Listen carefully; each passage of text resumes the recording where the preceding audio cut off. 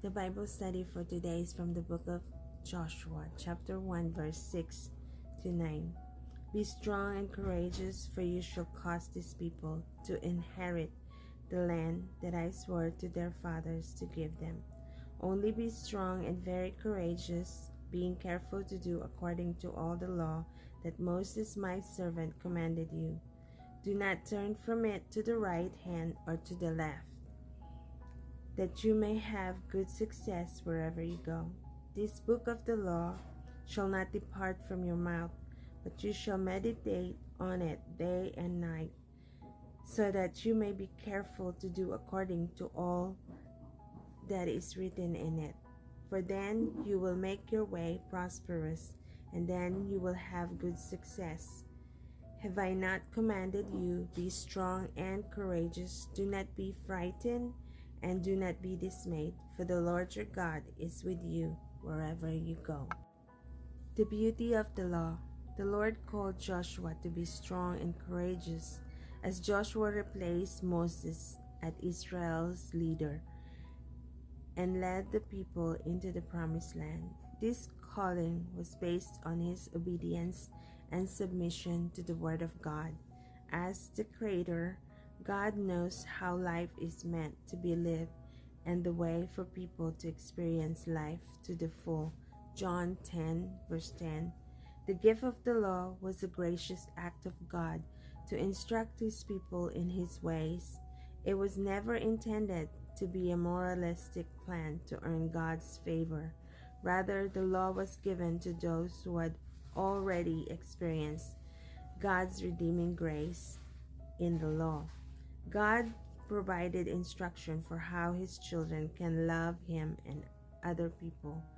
The law is not a collection of arbitrary dictates from a malevolent deity, but instead it is the wisdom of God distilled in human language. It is a path to joy and life, the way people were meant to live. The Bible continually portrays the law of God in this fashion. For example, in the longest psalm in the Bible, Psalms 119, the author says that he loves treasure, delights in, and longs for the law. It is a source of hope, peace, joy, and direction.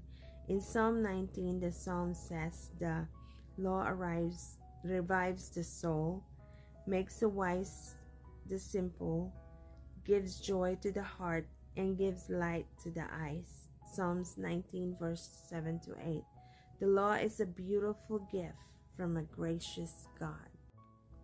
Jesus testified to the lasting value of the law when he said that he did not come to abolish the law. Matthew 5, verse 17. Instead, Jesus amplified the law, explaining the transformation that should result as a proper response to his work.